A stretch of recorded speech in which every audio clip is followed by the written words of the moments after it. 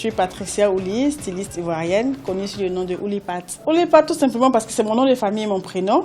Voilà, donc je juste voilà, raccourci les deux noms, Ouli et Patricia, pour faire Oulipat, voilà, qui est ma marque de collection en fait. Alors, mes débuts dans la mode, j'ai fait ma formation en 98. J'ai fait 2 ans de formation en styliste et modéliste dans une école de la place. Je finis ma formation en 99, 2000, disons en 2000, je dirais 2000.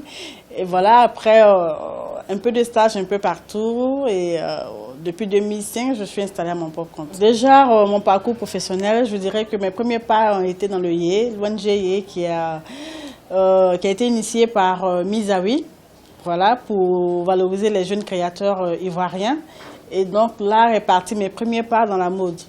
Et depuis lors, j'ai participé à plusieurs événements comme Afrique Fashion, le 6 mois, le Salon international de touristes au Bénin, et puis à d'autres événements. Et là, j'ai été lauréat du prix de l'édition illimitée de la francophonie en novembre dernier.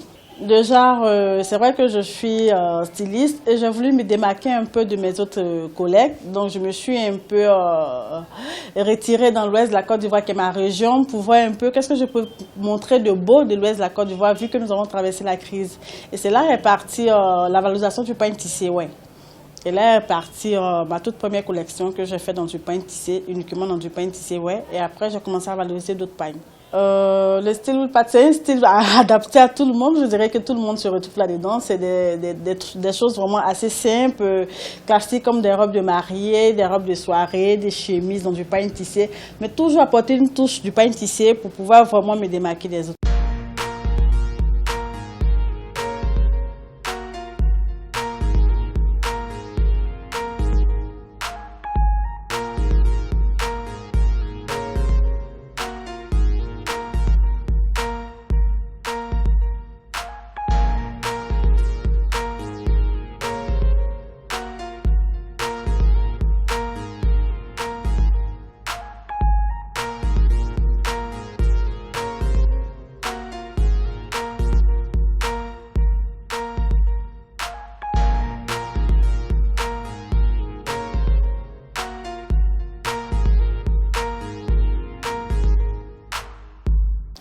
Ma clientèle, j'ai tout genre, hein, des hommes, des femmes, des dames, des jeunes filles, des enfants.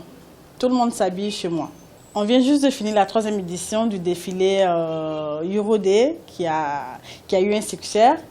Et donc, nous allons faire une très belle collection dans du pain tissé, comme des t-shirts, des sacs à main, des accessoires pour permettre à tout le monde de le porter.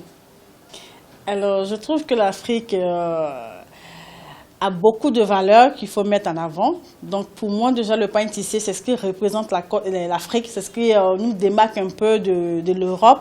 Et pour moi, il faut mettre en avant tout ce qui est vraiment africain. Et donc le pain tissé est vraiment le pain de chez nous. Et c'est comme ça, vraiment, pour moi, je pense que c'est un peu un combat pour permettre à tout le monde vraiment de le valoriser tout ensemble. Je dirais, pour moi, ce qu'il faut retenir, c'est qu'en Afrique, on a vraiment des valeurs qu'il faut mettre en avant. Et c'est pour ça que je lutte depuis pratiquement 3 ans pour mettre en avant notre pain tissé. Et j'espère que d'autres personnes vont suivre à pouvoir faire autant, à montrer ce que nous avons de plus beau en Afrique.